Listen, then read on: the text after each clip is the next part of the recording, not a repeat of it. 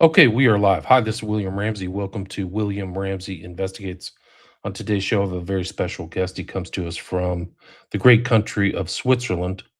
His name is Taki. He goes by Taki. He's just published a book fairly recently. If you're watching this on YouTube, X, Rumble, or Rockfin, you'll see the title, which is The Last Alpha Male. There is a subtitle, The Amorous Pursuits and High Life of a Poor Little Greek Boy.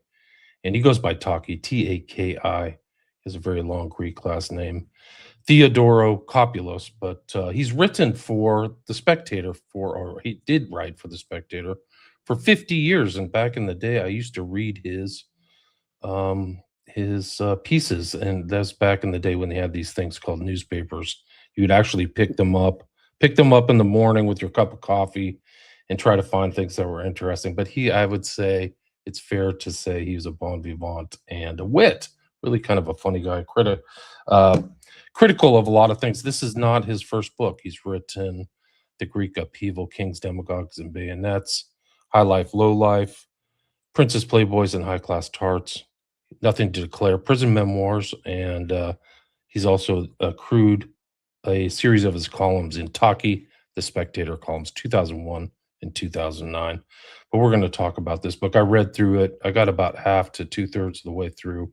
Found it very interesting. He's like a historical figure. He knew so many people in our 20th century culture that I hope you can talk about. So, Taki, welcome to the show. Thank you. It's For nice to people, be. good. I'm glad you're here. For people who may not be familiar with your name, your work, or all of your columns in The Spectator, maybe you can talk about your background. You have an American background for people who don't know, but talk about Right. your background and what led up to the Well, publication of The I Last was Album. born. Yes, I was born just before the First World, the Second World War. My father was a major industrialist and a ship owner in Greece. That's why I make those jokes about being a poor little Greek boy.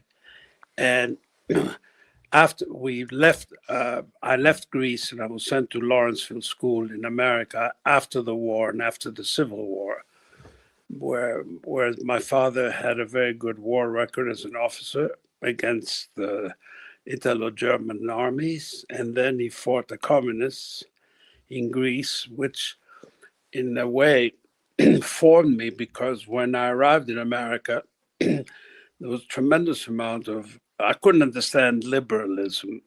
Although I was only 12 years old or 11 years old, I couldn't understand liberalism because I had just seen a very vicious civil war, which of course I was on the right of the war, of the civil war. But what the communists did, they didn't kill us. They couldn't get to us. But what they did is they killed most of my father's workers. These were very poor people who worked very hard to feed their families. And I never understood how, if you're a communist, you can kill a fellow who makes the minimum amount of money working in a factory. Well, I could understand if they had killed us, but I didn't understand that the Americans somehow, or at least my fellow students at Lawrenceville, couldn't understand why I was so right wing, because they had never seen, they were born after the American Revolution and, of course, after the American Civil War. But that's what formed me. That's what made me be a conservative for the rest of my life, and still am, of course. Not out of protecting my interests, nor out of sort of I don't know how to explain it, but I saw when I was very young, and less than 10 years old, I saw what these people did to very poor people. They couldn't get to the rich because we had guns. We had, my father knew how to protect himself. He was an officer after all, and they never got to the rich section of Athens. So that that's one thing that I never understood, that other people would fail to understand.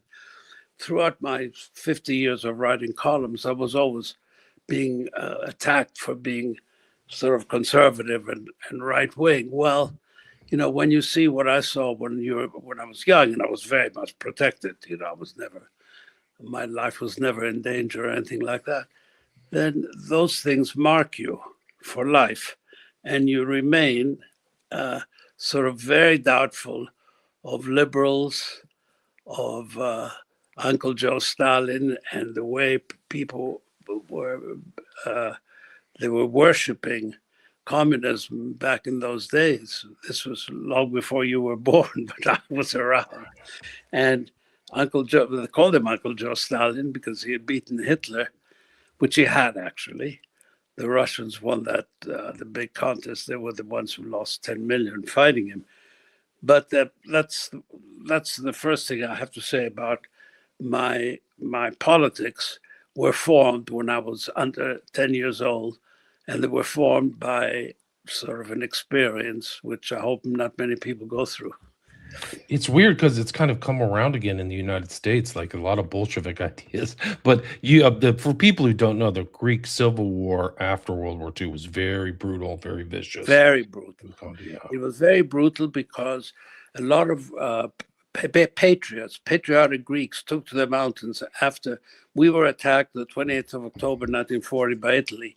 We beat the Italians back into Albania. Then Hitler had to divert his attack on Russia. He had to delay it until the 1st of September. He had to come back and help his ally Mussolini. That's when we lost the war. And then, of course, a lot of patriotic Greeks took to the mountains. They were, of course, supported by Stalin throughout those 4 or 5 years of occupation. So when they came over to take power, they weren't exactly bad people, but they had been brainwashed by Stalin. They had been supported by Stalin. And of course, we looked almost like we were pro-Hitler because we were against him, but we were as much against Hitler as they were. So it was a very unfortunate civil war. There's a friend of mine who wrote Nicholas Gage. His name was Gatsoyan. He's changed, Americanized it. He wrote it. He worked for the New York Times. He wrote a book about how they killed his mother, and they made a film out of it. It was called, remember, Elena or something. Anyway, so it was a terrible thing, terrible visual. And now, of course, it's over. After 3 generations or 2 generations, it's over, because now when I go to Athens, nobody talks about, they talk about domestic politics. No one mentions the war anymore, not because they did for a very long time, and we were split for a very long time, but I'm very happy to say that this is all over now. And these are grandsons of people who fought on opposite sides, and nobody mentions this. So that's the good news. But it is a very important piece of Greek history that you were born into in 1935. So you saw 36. Don't make me even older than I am. Sorry, I apologize. Working on memory. But so you went through World War II, but then your dad had the idea to educate you in the States, right? Yes. Well, because there was the war went on to 1951, the Civil War. Athens was pretty safe. 47, the Americans came in with General Van Fleet, and as always, the Americans came in. They were blamed by everybody after 20 years. But if it weren't for the Americans, we'd all be speaking Russian now. But anyway, the Americans came in, kicked the communists out of the main cities, and took the war up north. When Tito closed the border in 1948, the war was over. I mean, practically was over.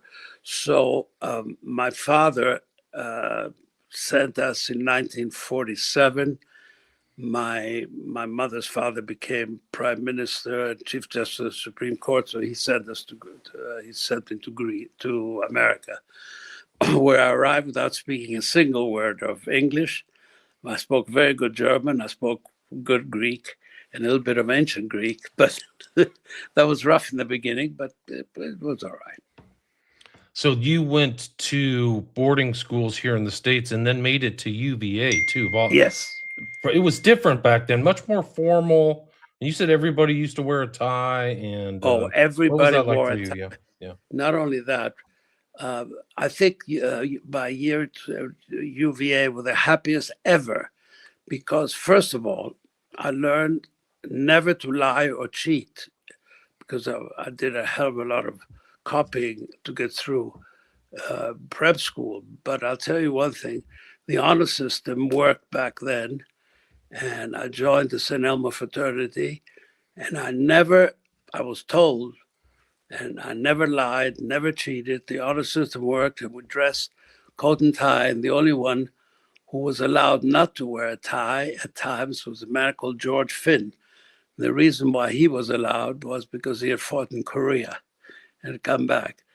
And the head of the house, Tommy Evans, was a congressman later on. Billy Cook, Budgie Perry, Jerry Folk, they were all wonderful, all Woodbury Forest boys from Virginia. And of course, that's what made me become such a fan of the South. Gone with the Wind South, it doesn't make me very popular nowadays. But it was wonderful. And I loved Virginia, and I was madly in love with two or three girls at Sweetbriar, which we used to drive to every night to see them. From Virginia and drive back, arrive 4 o'clock, go to class at 8. It was wonderful. And I was on a book tour for Nothing to Declare, I think, or maybe, I don't know. Anyway, I was on a book tour and I was on the Larry King show. And during a break, there was a telephone call. And this lady said, Taki? I said, yes. She said, my name is Mary Blair Scott. Do you remember me? I said, do I remember you? I haven't slept in 35 years thinking of you. And she laughed and would talk. She was a Southern Belle. She was the prettiest girl at Sweetbriar. And then when I said to her, can I come to see you in Richmond? She said, I've been married. I'm married. I have 4 children. Why don't you just stay with the memory, which I thought was straight out of F. Scott Fitzgerald and wonderful. And that was the last time I spoke to her, but it was great stuff. Right, and back in the day, the UVA was still, all men, right? So All you men, had to all go. men, all Yeah. men, only men, all under the. Every once in a while, you'd read something in the university paper. A student has left the university due to the honor system. Somebody had lied or been caught, but it was wonderful. And I've never seen such. I've never had such a wonderful such souvenirs. We'd all drive to Florida in the spring. The usual things would happen, and it was formal and it was maybe elitist, but that's It's I still a certainly it was a state school back then, right? I mean, it's still always considered a state. state Yeah, yeah, school yeah. with that wonderful serpentine walk that Thomas Jefferson had designed, the rotunda. He was our first. And then when I read that they were trying to cancel Thomas Jefferson, I literally wanted to drive to Virginia and shoot this guy, whoever he was, some lefty student who wanted to get rid of Thomas Jefferson. So Yeah, it's unbelievable stuff. Like, I mean, it's crazy things are going on, in my opinion, in Virginia right now. But I you know. claimed that that was one of the most beautiful places on earth, and you've seen a lot of different places. Well, what's wonderful about post-war, after the First World War, you had the Roaring Twenties. Remember, and everybody, the Fitzgeralds and everybody went crazy. After the Second World War, you had I would call them the fabulous 50s. All the South Americans who had a lot of money because everybody in Europe had come to Europe, and the Italian and German miracle were coming about. So in the 50s, when I hit Paris, I was a tennis player playing for Greece. Uh, it was just wonderful. London was a terrible place, with all sorts of controls and bad weather and ugly teeth and whatever you want to call it was. Paris was suddenly had recovered. There were balls after balls. I'll give you a very brief example. Tell me if I'm being too loquacious. There was a ball given by Countess Rochambeau. So I didn't know many people in Paris. I was invited. It was a black tie, and I arrived there in the beautiful chateau in the country. And when I was introduced to her, I bowed to her, and I said to her, Countess, how come you invited me? She said, well, I heard that you were all right looking, that you had very good manners, and I'd like to come here. I was 20. And she said, and incidentally, my name before I became Countess Rochambeau was Sheila McIntosh from Kentucky. And she was wonderful. She was very, well, plumb. And she was great and laughing. And she's still with us. She's close to 100. And of course, she was she had married the descendant of a great American hero. General Rochambeau was even more effective than Lafayette. He won the Battle of Yorktown. He's the one who brought the fleet down and trapped the Brits. And great American hero. So I recently was writing, I'm saying, the French hate everybody, but they had Rochambeau and Lafayette on our side, so forget them. I wrote an article about how the Brits are always envious of the Americans, and they're always screaming. And now, of course, with Trump, once he said that they'd all be speaking German, which they would have. I've only read right-wing papers, and they were all screaming. They're so envious of America. I like to quote them sometimes because it really shows what they're really like. They never forgot 1776, Yorktown, even the Treaty of Ghent. I don't know. It's an interesting thing for your life is that you became a writer. That was kind of not to be expected from your dad. Would you agree with that? Oh yeah, he was. He actually said to me, he said, "Don't you realize that to be a journalist is to be a blackmailer?" And I said, he well, he obviously had bad experiences with journalists, but he said to me, and then Charles Moore, who's now Lord Moore, who was editor of this, I had 7 editors. I outstayed 7. He said to me, Charles Moore said, we're one step above child molesters. Well, I saw it differently because Arno de Boergraaf was a famous Belgian who made it a top foreign journalist top foreign correspondent for Newsweek in those days. As you said in the introduction, when they had newspapers and magazines, it was a lot of fun. I just didn't want to be another ship owner's son going into shipping. They all did. They still all do. All Greeks go into shipping. Yeah, Onassis, all that stuff, right? Well, no, all of them. And I mean, why not? Thank God, because that's how the business remains in the families. But I just wanted something different, and I was very lucky to get it. And a lot of help from Arno de Boergraaf, and of course, Bill Buckley. Right. So it was William Buckley. You had I think Christopher Buckley, his son, is still writing. But it Yes. took you to a lot of different places in your life. Like you interviewed Eldridge Cleaver and Algeria, London, all these foreign places. Well, yeah, I went twice to Vietnam for Bill, and then I went to Algeria. I remember I interviewed Eldridge Cleaver, and it was a cover story for National Review, because actually, if I may use that word on the air, you might blot it out. I was there, and I finally got to see him, and he liked me. I'm personal. This is 30 years, 40 years ago. Anyway, he was there in exile, but Boumediene had locked them all up because he wasn't going to allow black revolutionaries to sort of taint his revolution. They thought they were going to go there because he offered them asylum. But anyway, they were locked up in a house. Anyway, he said to me, "Boy, what would I give for a hamburger and a piece of ass?" So I said to him, "Mr. Cleaver, all you have to do is go back to America. You can have both there. And your wife is a great beauty." I mean, I said to him, "I look at her pictures and I envy you." Anyway, he tried to intimidate me. When I said to him, I thought his wife was beautiful. I don't intimidate easily. So we laughed. At the end, he laughed and he came back and did his time. And he ended Yeah, I up. read Soul. The reason it struck me is I read Soul on Ice when I was in college a long time ago, 30 years ago. So it was interesting. A lot of people ended up in North Africa, Leary Sure. and Weather Underground people and a lot of that stuff. Yeah.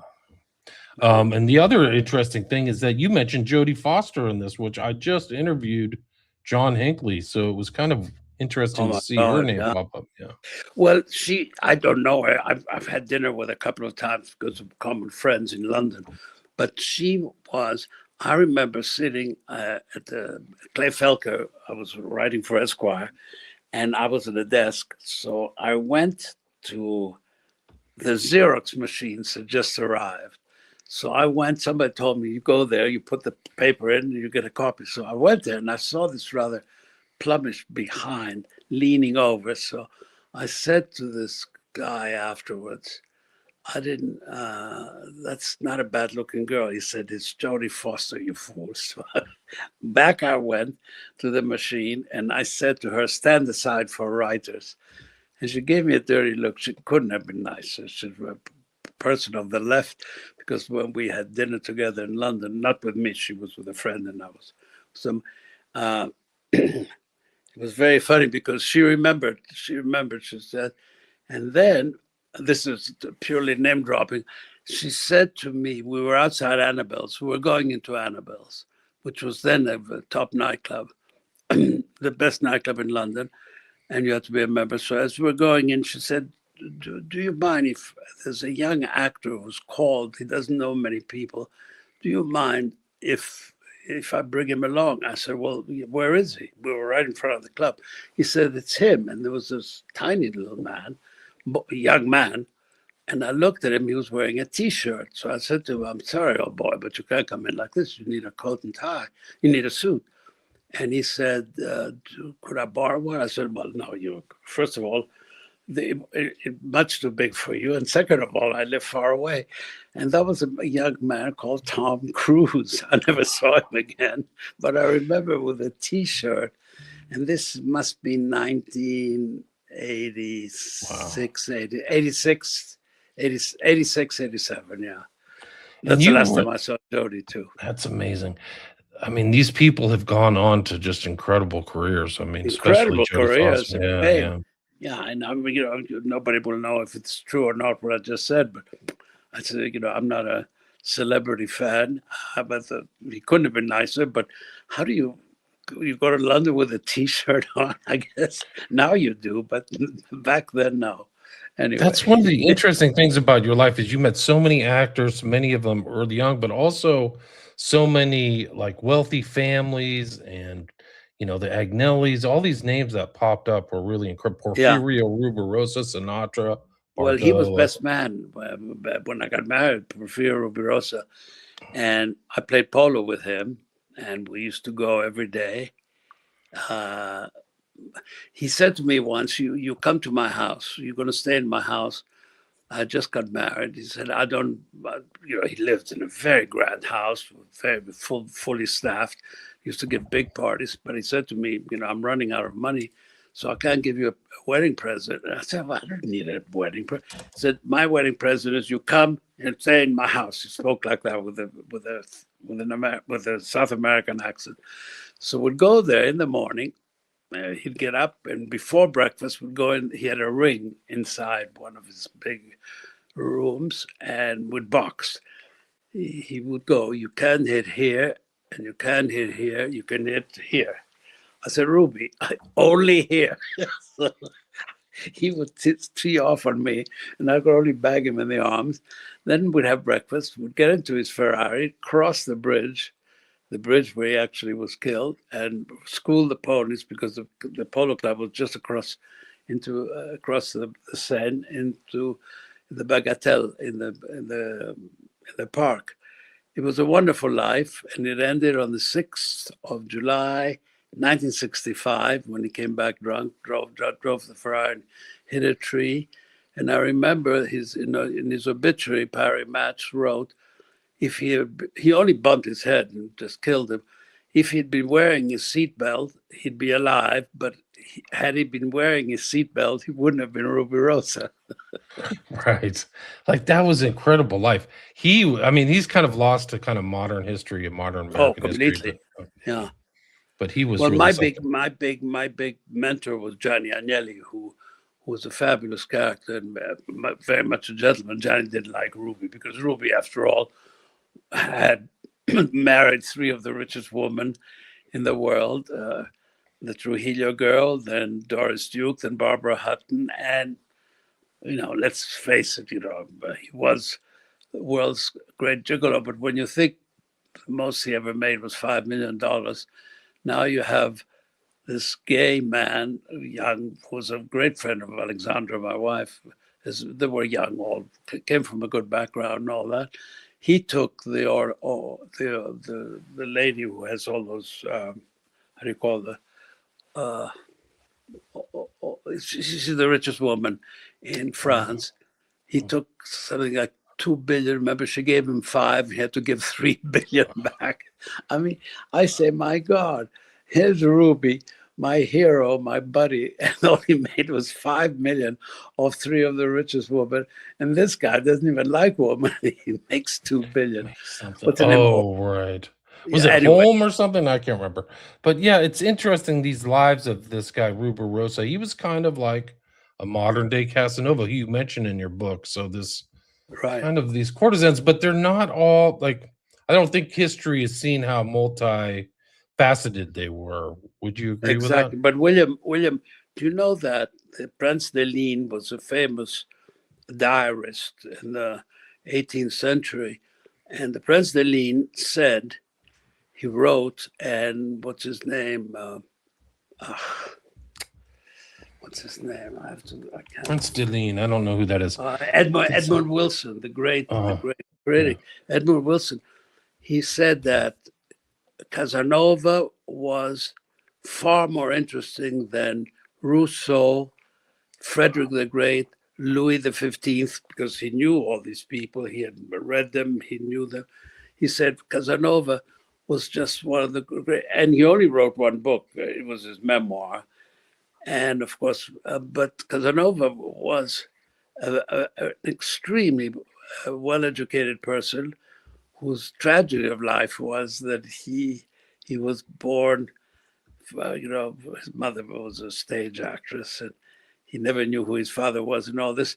But apparently he had a fantastic brain, but because of his propensity for hookers, just nobody took him seriously. But right. They just took him seriously as a lover, not as an intellectual or a cultural. No, right. And basically, he hated that. He was an intellectual, and his confessions were very, very. But I know because Prince Celine was my favorite historian. Anyway, but Gianni Agnelli, to get back to him, was the most charismatic figure after the war. He had a good war. He fought, of course, with the Italians in Russia. And he was a terrific, he owned Fiat, a terrific art collection, terrific houses. He was extremely good looking himself. All he did was, I remember his big thing was how to hide his luxurious life. He built a boat once. I remember an enormous boat that looked like a tug. People do it now all the time, but he was the first one to do it. And on the maiden voyage, and this was when they were blowing everybody up in Italy, and the Red Brigades were killing the rich. Days of Lead or whatever it was, yeah. Right, but he never had bodyguards. He drove himself very fast. You never knew what he was going to do, and he was very difficult to pin down. But anyway, he had this boat because they didn't want the newspapers to show him going into and out of stuff. He always had sailing boats anyway, beautiful small sailing boats. But in this boat, he could hide himself. It looked like a tug. And I was on the maiden voyage. Out we came from Villefranche, and the boat started to pick up speed. And just then a Chris craft went by with some girls who took off their tops, and they yelled, "Ciao, Johnny." In other words, 100 yards into the sea, and he was already recognized because you couldn't very well miss it. So I'll never forget. He said, "There goes $18 million." He thought it was good. I don't know if the rich and famous are the same they were in the 50s or 60s. That seemed like a different year. I think it was just part of the 50s optimism after World War II. Would you agree with that? I totally agree with you, William. But look at this. I wrote about when Jeff Bezos got married in Venice this summer. I don't know Jeff Bezos, and I don't know the Kardashians and all those people. But I read that there were counter demonstrations and people screaming. So I wrote an article for Taki Mag, which is my website now, I write for the American Conservative. I wrote an article saying, I went to 2 grand balls in Venice in the 50s and 60s, the Volpi balls. And I remember as a young man coming out of the gondola to go into the palazzo, and people locals were cheering. They were clapping us, and I said, "Why are they clapping us? We're nobodies." This is to show, because then people admired whatever you call glamour, or they admired money or whatever. Now people resent everything. So I thought Bezos had very bad taste to do it in Venice, but that's his business. I'm not criticizing. I couldn't care less. But in those days, society was different because it acted differently too. Society was very well behaved, meaning what they did was in the bedroom, and it stayed in the bedroom. The bad things they did stayed private. Now people behave badly openly. So I guess I don't know, but I remember it struck me that we were cheered coming out of a gondola, going into a ball when people were very poor back then. And now, where people are not so poor, they sit there and they scream and they throw insults at that stuff that, mind you, we didn't have Kardashians or people like that all dressed up and showing off in those days, but still. It seems like a more conspicuous consumption in Bezos, like it's over the top. And Yeah. I mean, in Venice or in Caribbean, they show up with these huge yachts. They're just extraordinary. Like, what do you really need No, that? not only huge yachts, Yeah. and they have another yacht where the crew lives and where all the machines are. I mean, it's just terrible. Yeah, And it's a believe me, little. I'm always on the side of the yachtsman, but it's no fun. I've been on those boats. First of all, you don't feel at all. I've never owned a boat like that. I've only owned sailing boats, because you feel there's a big difference sleeping on a bunk next to the sea and sleeping in an air conditioned 25 cabin super yacht, which you never even sometimes even see the sea, with 30 crew, with thick carpets. No, that's just conspicuous showing off. That's all it is. It's not. Nobody needs big as those big boats. They rock, funny enough, more than the small ones do. So if anybody tells you I'm seasick, that's why I have a big boat, it's BS. The bigger the boat, the more it rocks. So no excuse for that. Just typical conspicuous consumption and showing off. Right. And you've been around, you've seen these kind of like things where revolution or leftist ideas were in vogue, things like that. You talk about Jane Seberg. It seems like they come around cyclically. Would you agree Yeah, with that? And what's your take? Yeah.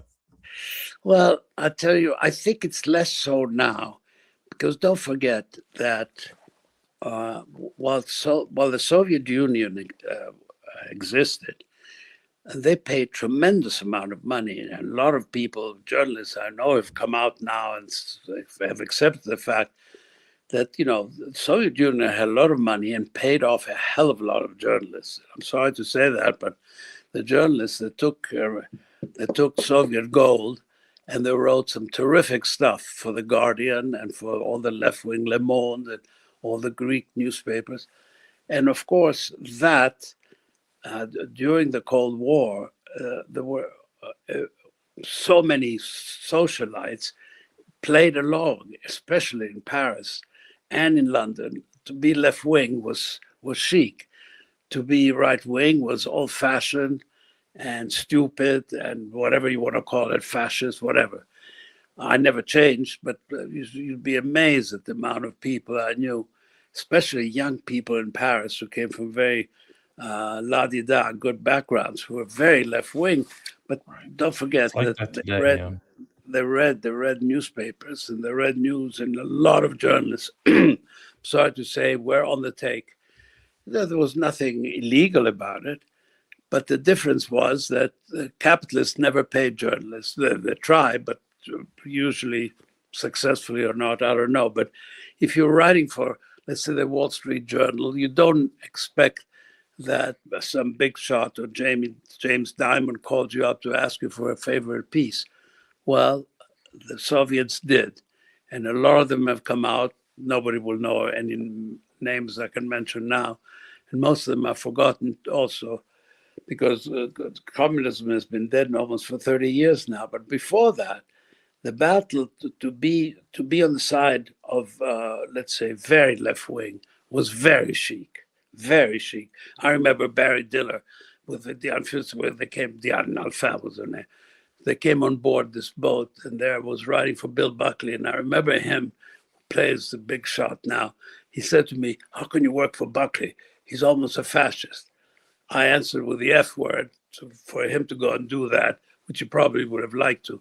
But I got so angry because there's a big difference between being a conservative and being a fascist. Fascist far closer to the left than we are. And of course, but he was just trying to be chic. Barry Diller is on the side of Soviets. Of course not. He wants to, he's a shark and a multi-billionaire, and he'll eat you alive if you can. But of course, and I remember it distinctly when he came on board. I felt sorry because I didn't think he knew. He was on board the Amorous, a beautiful Creole, 180-foot schooner. And the first thing he said is, "Oh, how can you work for Buck?" The next thing I know, it was pictures with Bill Buckley all over the place. But anyway, so the double standard, people always played left wing. It was chic to play left wing. And Hollywood led the way. And the New York Times and Vogue and all those Newhouse papers led the way. It was always chic to be left. The New Yorker was a wonderful paper. Now it's completely very left-wing magazine. Why is that? Because it's chic.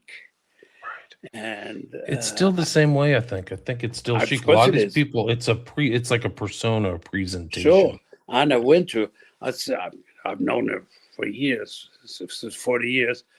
I think I'm the only man who ever made her cry because I got so angry at the crap she was spouting. Anna Wintour works for the new houses. It's got, but it's chic to be left wing. She's still that way, and they will never admit, they have no rapport with a hard-working guy in Mississippi. Nothing to do with them. The only who buys them wannabes in New York and Los Angeles. So, William, you know that better than I do. So when they say talk about the common man, they wouldn't know a common man if they ran across him. They wouldn't recognize him. They'd think it's some actor. Anyway, it's really true. They're really just in their own bubble. You've been around. You've seen a lot of different sex scandals. You wrote about the Profumo affair.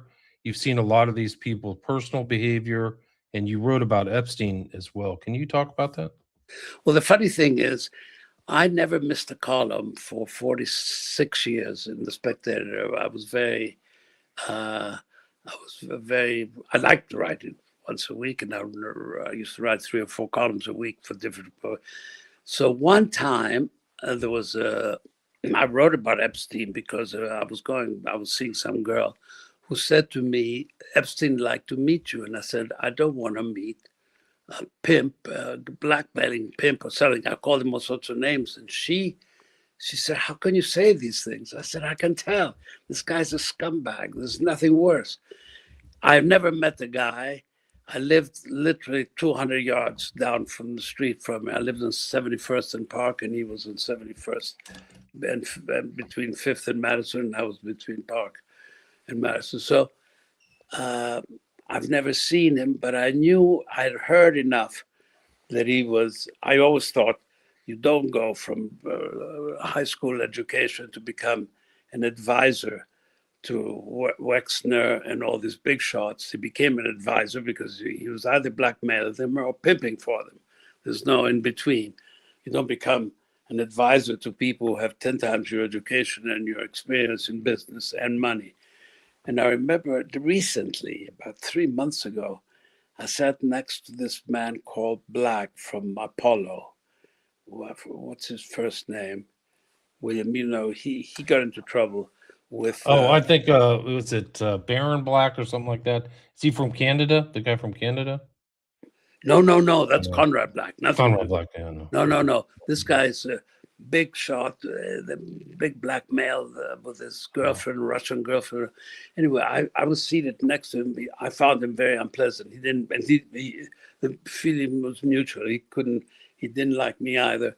Anyway, we're at a private dinner, so nothing happened. But he his emails have all been published in all the newspaper, the few newspapers left, where he's saying, why should I justify to me, why should I be paying you $3.5 million a year?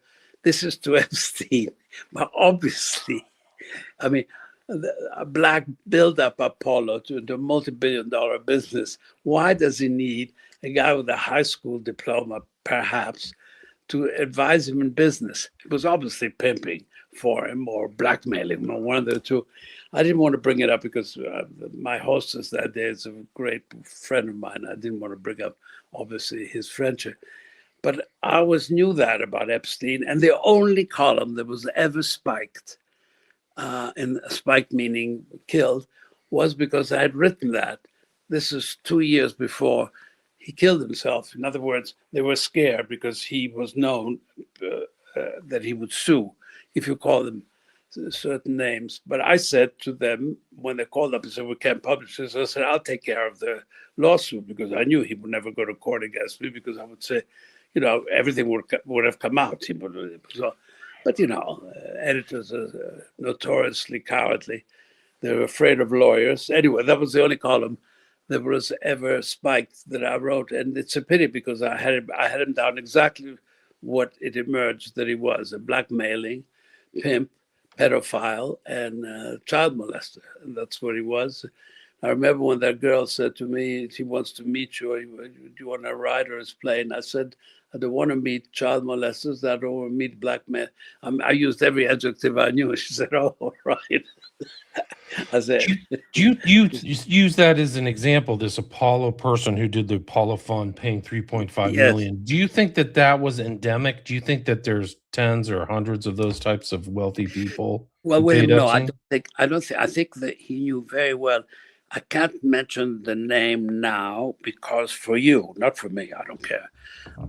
But let's say one of his major backers, they're very Jewish, very pro-family, very religious, and probably he likes boys too. He has a family, married, and all that. That's the type of guy that he could do things with. He could blackmail or make available certain things. Because there are a lot of people, just because a man likes boys, that it's not a capital offense. He can do whatever he likes. But he happens to be Jewish, which is a very religious family. He's not from New York State. I don't want to mention the name because he might go after you.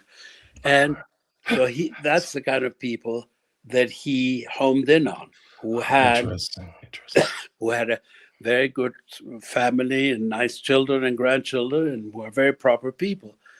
And of course, he could see their weakness or their strength, whatever, and he took it. That's what I think. But of course, interesting.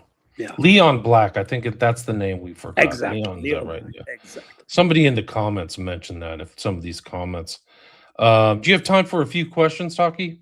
Sure. Blues Johns is asking, how powerful was Onassis? Are you familiar with a lot of the? I mean, you mentioned actually Jacqueline Onassis. Yeah, well, I knew Onassis very well. He couldn't have been nicer with me when I was very young. I think it was after my girlfriend. He could not have been more sweet. I remember he took me home. I lived at the Sherry, Netherlands. With my parents had a flat there, and I said, I cannot go up at 4:30. My father will kill me. I was still in school, so he said, I'll go up with you. So I remember my father opening the door with his dressing gown on, and he said, Ari, Gianni. Anyway, they laughed. He said, look, I kept the boy up, things like that. Now, you don't forget that. I was 16. You don't forget things like that. And major top tycoons don't do things like that. No, he was a very nice man. He had a rough side to him, but that's, we all do. And he kind of had a kind of tragedy too. I think you mentioned his daughter kind of tragically. Well, he lost his son. He lost his son because Alexander, they put something on, he was a good flyer, and they put something the wrong way. In other words, when you wanted to go left, it went right, and vice versa. So as he left the Athens airport, there's a hill there, so he turned left to get away from it, and the plane, of course, went right into the hill, and he died like that. And typically they found out, everybody said, oh, the Americans killed him because of Jackie. I think bullshit. He was total crap. He was just the thing that makes the thing go left and right was put on the wrong way by some bloody mechanic, and the boy killed himself. Then his daughter, of course, died after his death. So he didn't see that. She blew up. She had 35. She had more Diet Cokes per day than our president, our 47th president, has in a week. Wow. So. Wow. Yeah, I think she was heavily involved in substances, is a way to put Yeah. it. Yeah. Bibe Rebozo ask him about Prince Andrew. Do you have any thoughts about him? Well, I've met him a couple of times. He's very boorish. He has very good manners, obviously. I don't know him at all, but I've sat at the same table with him at some parties. He's boorish. I don't think he deserves. First of all, I had no idea that his older brother, who I don't like, could take his title away from him. Since when? Anyway, the Brits do anything that suits them. I think he's got a raw deal. He fought well in the Falklands. He flew decoy helicopters to decoy the planes that were attacking. The Argies were good pilots because, and I think he doesn't deserve the abuse he's getting from the Fourth Estate. Every cheap journalist attack him nonstop now. I don't think he was particularly a nice person, but he never bothered anybody. I don't believe anything about he paid 12 million and then the suit continues. I never understood that, and I'm sorry if the girl says, he probably did go with a girl, but since when in real life do you ask a girl that could be 18 or 17 or 19 when she's presented to you by Mr. Epstein and Miss Maxwell, whom I knew well? I mean, I think he got a raw deal. He's not as bad as the press make him out to be. That's all. Interesting. What's your thought about Ghislaine? I mean, do you think she was the smarter one between her and Epstein? No. Okay. Ghislaine was taken seriously by the Brits because her father, everybody thought, was multi-billionaire. her attitude changed after it was discovered that he was a crook, and that's all he was, and a bully and not a nice person. And she came to America and she had to remake herself. She became extremely nice. I've written this. I remember I was with my wife. We're sitting in a cafe in Saint-Tropez, and my boat was there with all the crew. And she came up and she said, "Please, can you come to this party I'm giving?" And we were both a little bit, how do you say, when you're just allergic to her, because she was very much sort of working like a PR person, and I was never. So I remember I said, "We'd love to, but we're leaving. Look, the crew is ready. We're all going to leave." And of course, Alexandra said to me afterwards, "Now we have to leave." And I said, "No." She said, "Come on, it's very rude." So we got up and we left. I lost my beautiful space in port, and we went down. So anyway, no, she was not. She was. She just hung on to him, and I think the newspapers, most of them, have it right. She's not as bad as some of them say, and she's not. She's no saint. But 20 years, I think, was a lot. She deserved less prison time, I think. And this is your magazine. I don't know if you can see this, but that's Taki's magazine. So it's takimag.com right there. And that's you practicing. Well, we're now with the American Conservative. Taki Mag has been taken over by the American Conservative, which I also started in 2003 to stop the war in Iraq, along with Pat Buchanan and and Scott McConnell. But anyway, in those days, I could fly like that. No longer. Gotcha. And then the book, The Last Alpha Male, is available right now on Amazon, right? Amazon, yeah, you can buy it on Amazon. Is there anything else that you'd like to add or anything I missed? I've talked to you now for about 50 minutes, and we've had a lot of live listeners and a lot of questions and stuff like that. Is there anything else you'd like to add there? You've been most wonderful host, and I want to thank the listeners and you for having me. And that's all. And I described this book as I wrote that some fool in Greece called Taki called it the greatest book ever written, after the Bible, of course. And somebody took it seriously and wrote a very rude note to me saying, "How can he?" I was making fun of myself, of course. Anyway, it's a fun book. The pictures are very good too. It's very Thank you very funny much and for having me. very first person, and it's a difference than this kind of shrill Oh, judgmental mentality that's out there no, today. It's no. like, I think it's you know, important to have fun in life. yeah, I think you're right.